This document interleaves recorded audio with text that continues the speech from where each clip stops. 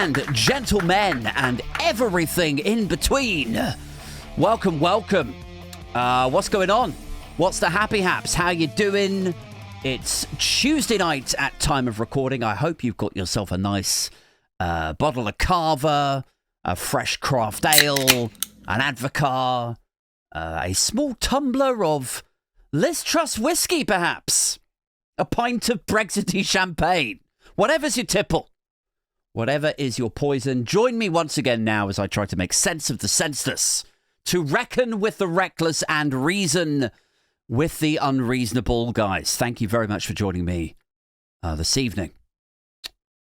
As I once again try my very best for the next 45 minutes to an hour to give your funny bone a funny boner. What's going on, guys? What is going on with you all? We are on episode 378 now, I believe. I think it's 378. Might have got that wrong. I got it wrong last week on, I think, the Friday night show. Got the number wrong. Sowed a bit of confusion. People were like, hang on a second, like, where's... You just said the wrong episode number. Like, where's the other 10 episodes? Yeah, I got it wrong. You got me. I didn't do enough prep. Like, you're just finding out now that this is unprepared, like I'm broadcasting in my shed with, like, bits of rope and T-shirts being used as wallpaper. It's not prepared. Busted. Anyway, we're on episode 378, I think. I hope you are all in good spirits, in fine fettle. I hope that you are all coming along on Saturday if you are a Patreon and or a YouTube channel member. Perhaps it only starts at £1 a month, guys. So it's a fucking bargain. £1 a month. And as long as you're a member of each or the other of those two, Patreon or the YouTube channel membership, you could come along on Saturday if you happen to be in London or if you're nearby and you fancy a trip in. We're going to be out there in East London if you're near Liverpool Street. Check the comms that will be going out on Patreon, on YouTube, probably the day before, realistically. Leave it to the last minute, you know. Stick with the bad prep thing. Like, that is my vibe now. That's my brand, I think. Just leave it to the last. Put it on the back burner, Aid. It'll be all right. So, 2 o'clock Saturday, hopefully I will see some of you there. But this is the midweek show, so I suppose we should get into it, shouldn't we? We should start talking about some stuff. Talking about some things, some stuff, some feelings. I was thinking the other day about how insane everything has gotten now. You know? Like, it's not really a new topic, I know. It's not really I mean, we all know that the world has become vastly more volatile and divided, more echo-chambered and deathy. But I was thinking the other day about how much focus for how insane the world has become. How much focus or how much blame has been laid at the door in the laps of mainstream media for an array of things, of reasons, some of which we've covered many times on the show before. Things like the advent of the internet rendering the following day's news, like the following morning's newspapers, basically fucking meaningless, right? Like, if you cast your mind back, your dad, your granddad, they would wake up in the morning, they'd go and buy a copy of the Daily Telegraph or the Sun or whatever, and it would tell them the things that had happened the day before. Now you wake up, you already know that shit. You know everything that happened the night before. The newspapers are late. They're about 17 hours late. So that changed things quite a lot, because then the newspapers had to pivot to opinion and analysis. They couldn't compete with 24-hour news on the TV. They couldn't compete with the internet. So opinion and analysis is where the newspapers went to, which made them sort of subscribe to biases, to prejudice. And, by the time that they did that, they basically had to follow the lead of the internet and the internet's echo chambers, right? They had to follow the lead of Twitter, which had, by that point, already convinced millions of people that they had to pick a side on basically fucking everything. And we have also discussed how the media have been allowed to report with biases through network news, your Fox News, your MSNBCs, your CNNs, and how their billionaire owners have been able to buy up these information conduits and funnel out noise to best serve their own private commercial interests, right? We talked about that. And we've also talked at length about how without press regulation, we're all basically fucking doomed, haven't we? I've spoken many, many times about how everything goes back to media and social media regulation.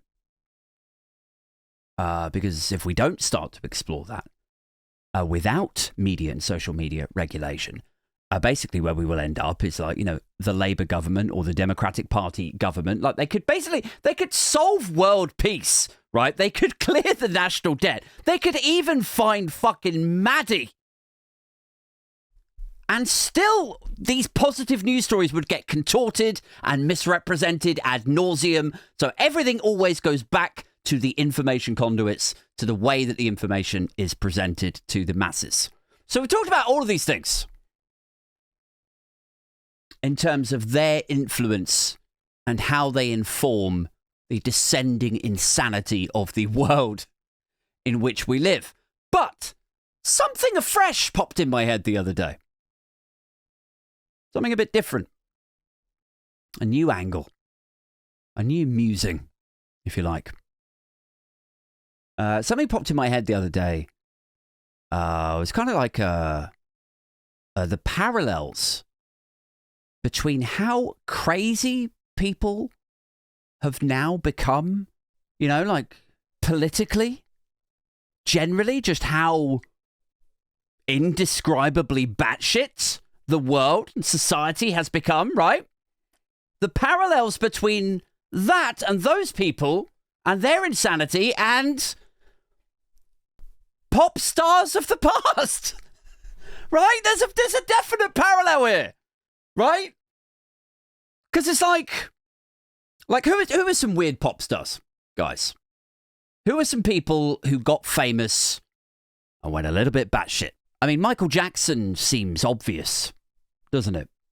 That's the example that we sort of run to. But also David Bowie. Yeah? David Bowie, as he got more and more successful, appeared to go a little bit, more and more crazy, a bit more out there. I mean, you can say he was an artist if you want, but if he had never made it as an artist, he would just be, Dave who works at the bookies, right? He wouldn't have gone that weird, is my point. Khalees, don't know if you're familiar with her. My milkshake brings all the boys to the yard, right? Famous R&B singer. My milkshake brings all the boys to the yard. From the noughties, went a bit weird. Gwen Stefani, Bieber. It's a bit fucking weird now, right?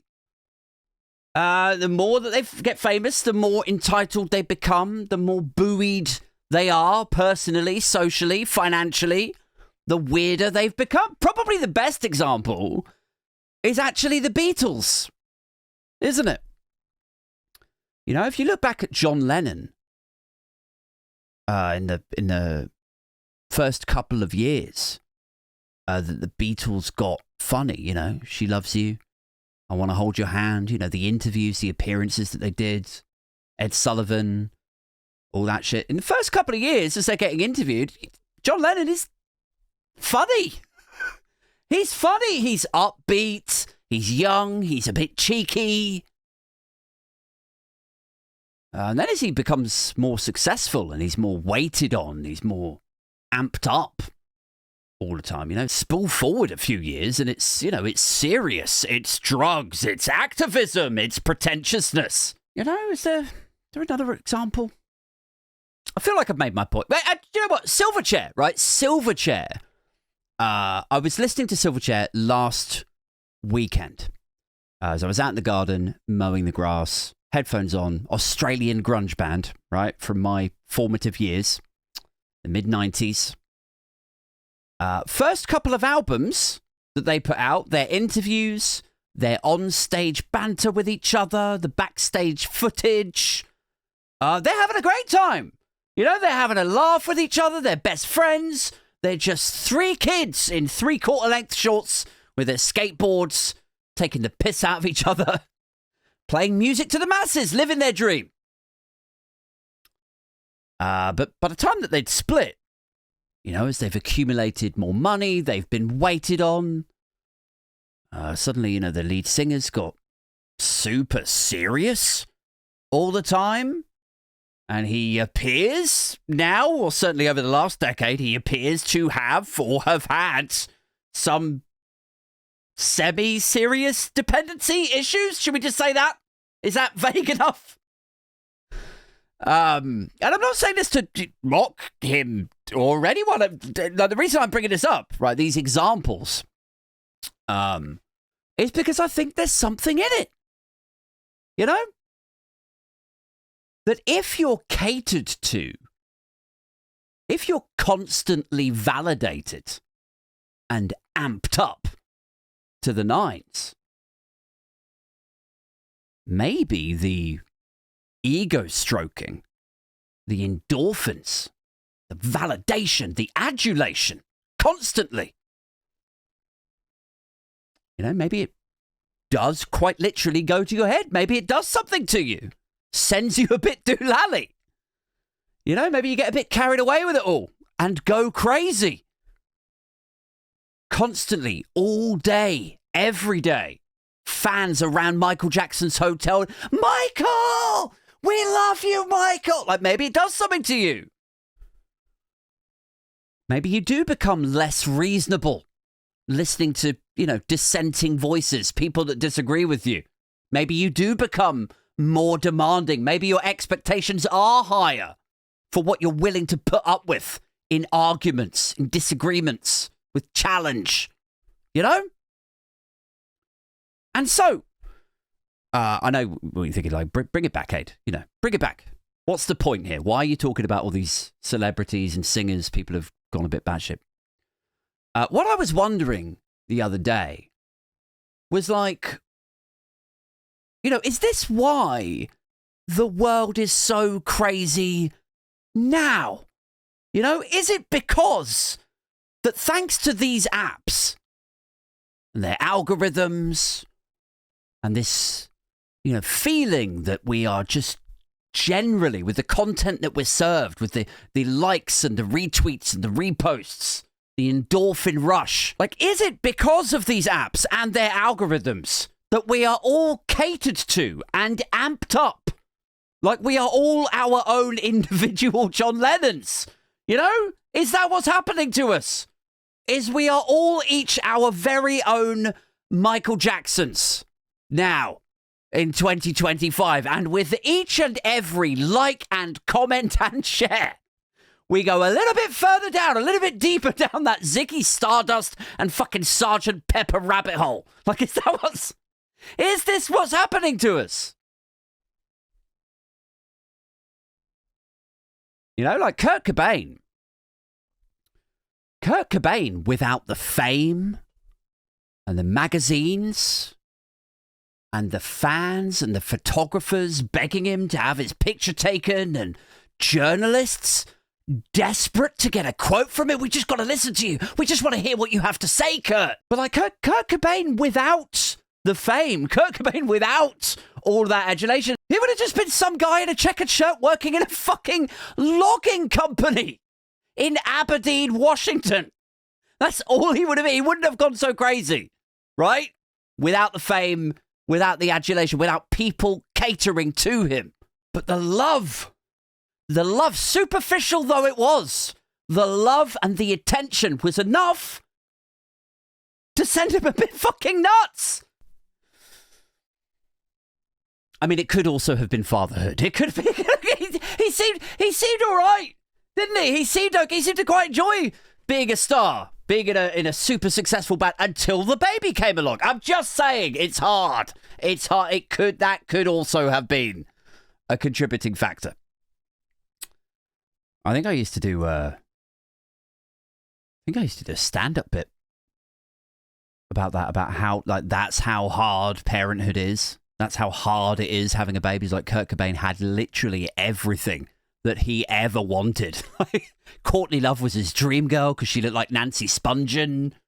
He got to be a rock star. He'd always wanted to be in a band and get, contrary to common belief, contrary to the myth of him hating fame, he always wanted to be in a successful band. Had this big $1 million house. But fatherhood is so hard. I think I used to do, maybe I did it on the podcast or something. I remember saying, like, fatherhood is so hard that Kurt Cobain looked at all of that and he was just like, fuck this, it's not worth it. Anyway, but there's something in this, isn't there? There's something fucking in this. Like our brains are not designed to be able to deal with that kind of adulation. Are they? Like, it sounds like it's fun, right? Being fawned over, being chased by photographers, having people hang on your every word.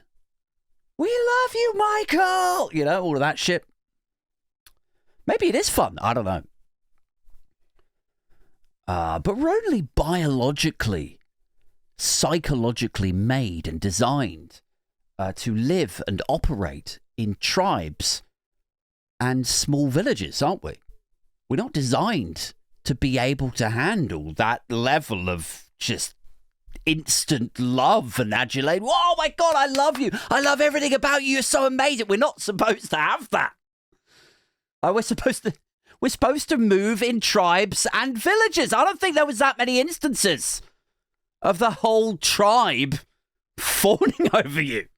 The whole village being like, Michael, we love you. We do. We love the way you harvested the grain this weekend. It was amazing, man. Like, it's not how we're wired. We're not supposed to experience that. So maybe it sends you a bit crazy. Maybe it's too much for the chemicals, for the synapses of the human brain to be able to handle. Imagine if that was what they wanted you to do as well, like harvesting the grain. Imagine if you were like in a tribe and that was your job. But you were like Michael Jackson, like all dainted and a sort of like tortured artist, incessantly boring them, telling them that like music is an aura and it flows through you. And they're like, that's great, Michael. Yeah, but could you just please plow the fucking cornfield? For Christ's sake. This is embarrassing now. You asked me for the job because you said you needed money. I got you the job. But seriously, every time I come to check up on you, if you milk the cows here, I just see you moonwalking back and forth through the fucking barn. Like, what are you playing at? So yeah, I don't think we're prepped for this in our brains, for this constant amping up, these echo chambers emboldening us, and the entitlement and weirdness that brings.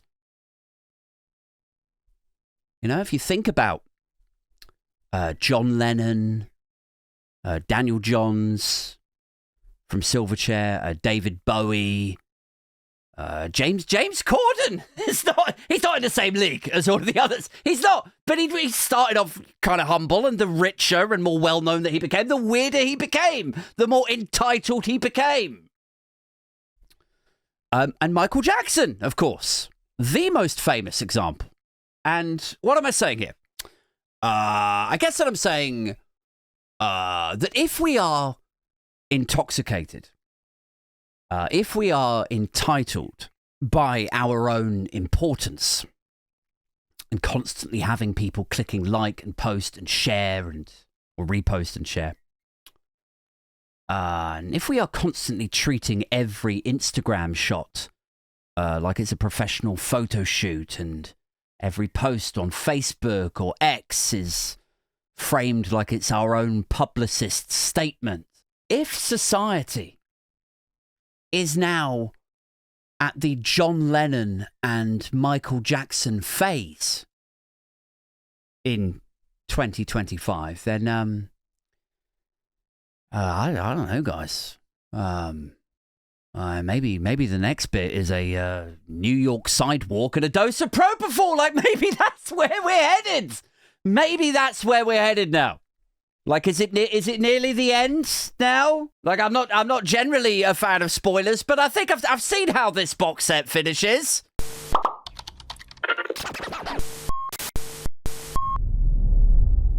Okay. Speaking of people who have gotten increasingly less sane as their profile has gotten bigger. Hey, segue! Lee Anderson, guys. Good old Lee Anderthal has regrettably and admirably performed in his role as this week's tap dancing tosser. Well done. That's Absolutely pathetic. Because he sort of disappeared from my periphery a bit of late. As I said on last week's show, I don't really go on Twitter much anymore. I just sort of, post my links on there, and then I run away. But when I did go on there to post a link, his latest rant popped up on my feed, and I read it, and I felt compelled to address it. Dear listeners, viewers, subscribers, people of the booch. So I did. Now I'm going to share it with you. This is what he said earlier on today on X. He says, so this happened today. I'm sorry, I am going to do a sort of, ambiguous. It's more of a Yorkshire accent, isn't it? I can't really do Lee Anderson. So this happened today. Earlier today, whilst walking to Parliament with Sarah for Runcorn, a man shouted fascist right into my face. Now, that we don't condone. Guys, not on board with that. Don't run up to Lee Anderson and call him a fascist to his face. Either cunt him off behind his back like I do. On the internet, on YouTube, or if you do want to call him something to his face, call him bleached Frankenstein, or go get a milkshake. A milkshake brings all the boys to the yard. Or reconsider those options again. Like those are your options, okay? He then says, I then politely told the man that I am always interested in feedback from the public, and I asked him why he thought we were fascists. Now, do you believe that he was polite? Do we actually believe that? Do we believe that, like, a bruiser like Lee Anderson politely responded to that, did he? Politely told him he's always interested in hearing feedback? Politely inquired why he might have thought that we were fascist? I reckon he told him to fuck off. I politely told the man that I am always interested in feedback from the public, and I asked him why he thought we were fascists. Like, I'm sorry, I do not subscribe to the idea that Anderson has the concern or intellectual curiosity to ask this guy why. I just don't believe that. I don't think he even possesses the intelligence to know that he should performatively ask the guy why. I think it's beyond him. I think he's just impulses and synapses. I think he would have just told him to fuck off. I am always interested in feedback from the public, and I asked him why he thought we were fascists. There's only two ways this is true. Only two ways, as I can see it, is number one, he was being followed around by a TV crew, or two, he's being really fucking sarcastic here. You know, like the guy runs up to him, he's like, "You're a fascist!" And then Leanderthal is like, "Oh, come on then, let's hear it, let's hear it. Well, go on, tell me, why am I a fascist then?" You know, except he's drawn a sort of faux earnest veneer over the top. It's a snarkasm is what I think he's like, moi? Moi, a fascist? Heaven forfend! For I am always keen to get the public's input, the public's perception on my parliamentary conduct. Please do!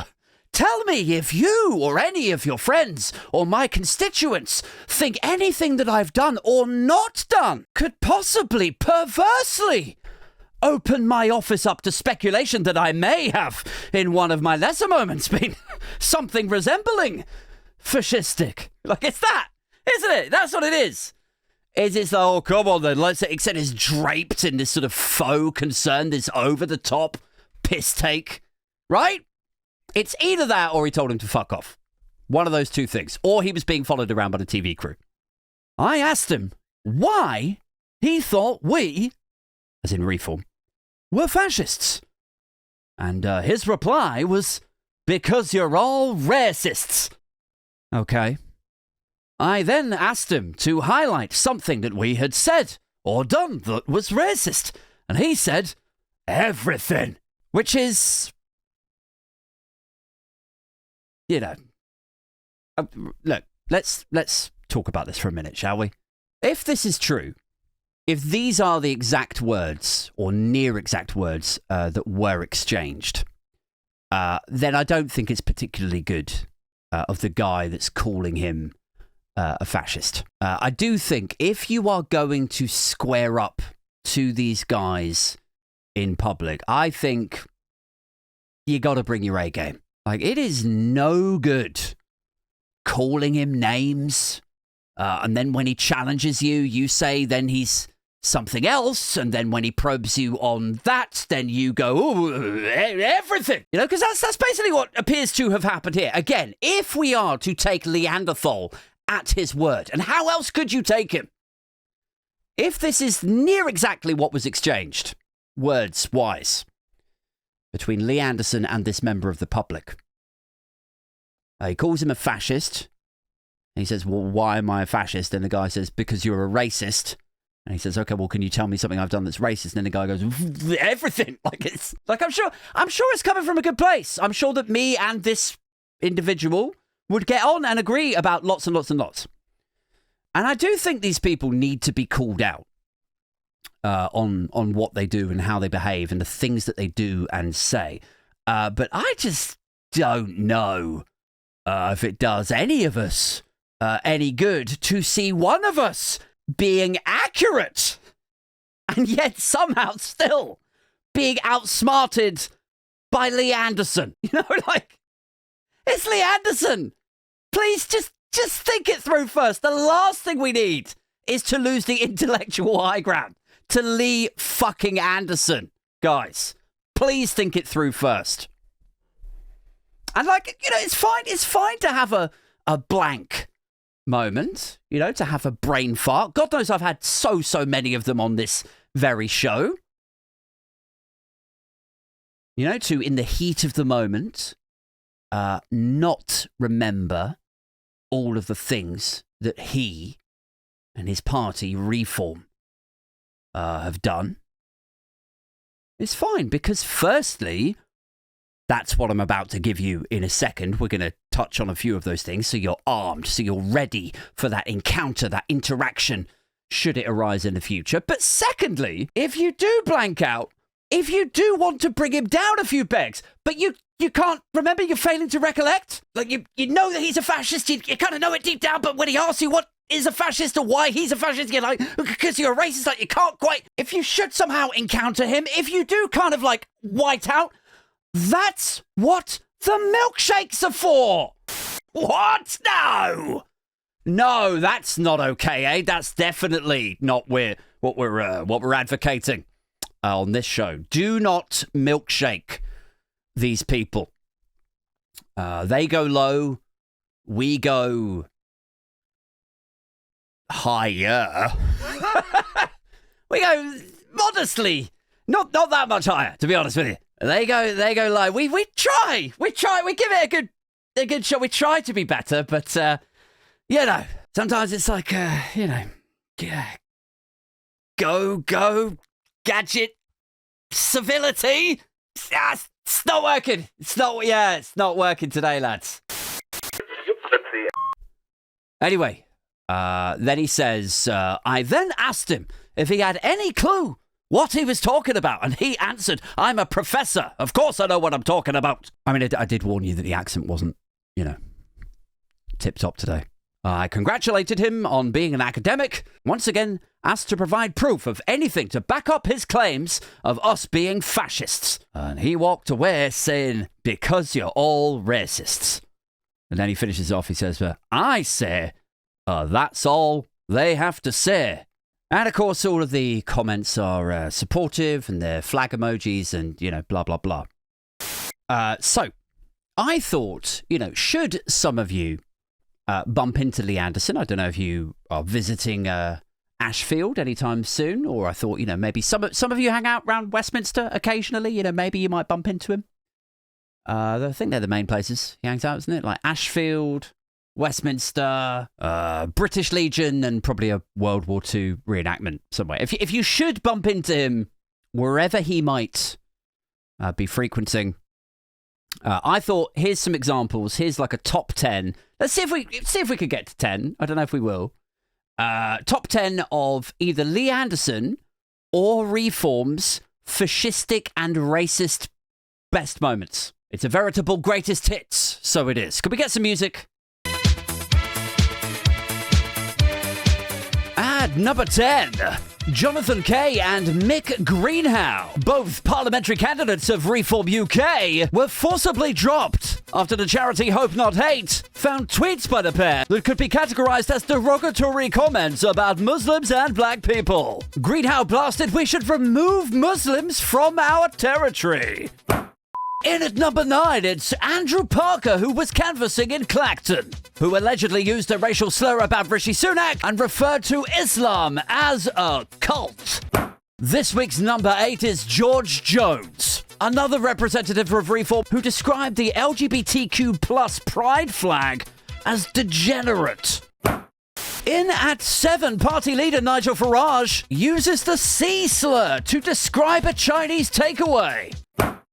In at 6, an advertising campaign that the SNP and Scottish Labour described as blatantly racist. At 5, the fact that Reform is a company, not a party, which means even party members who pay £15 a year for the privilege are denied their democratic vote in how the party is run. At 4, the crushing of dissent by way of ejecting Rupert Lowe as soon as he exhibited the temerity to challenge Baron Farage. Yeah, it's pretty fucking fascist. At 3, Lee Anderson himself allegedly threatening the travellers community. Yeah, some have called that racist. At 2, Lee Anderson ridiculing and disparaging the England team for acknowledging racism and doing their part, playing their role in drawing attention to it. Like, how dare you try to fight racism? I mean, academically, you could definitely make a case that fighting people who are fighting racism is itself pretty racist. Pretty racist.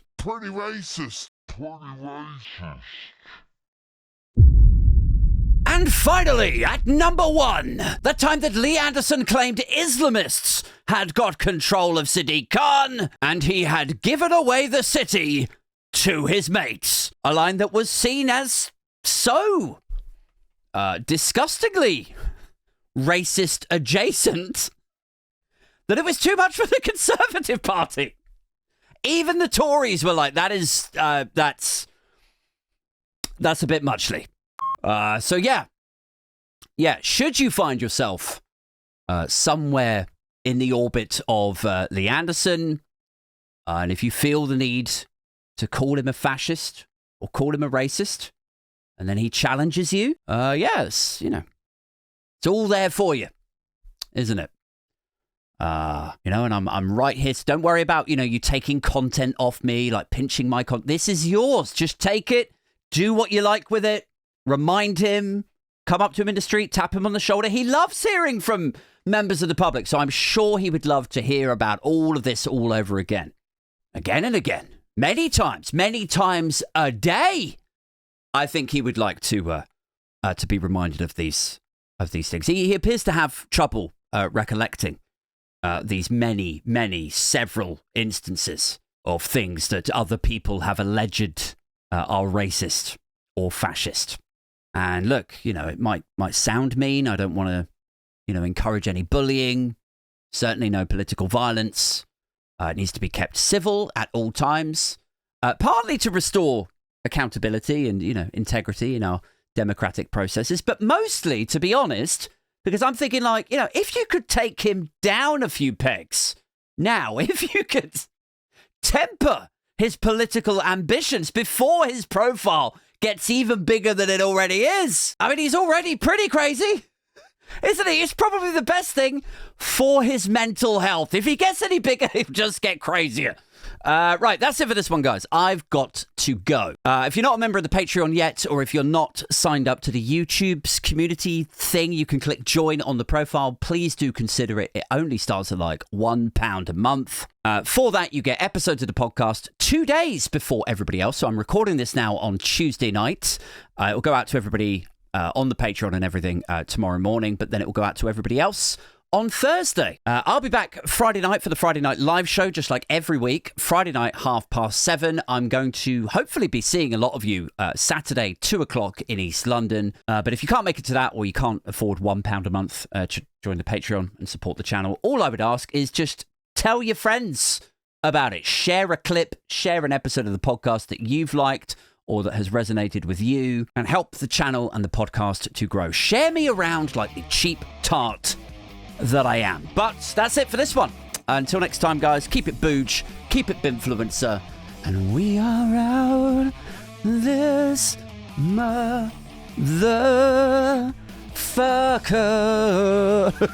See you later.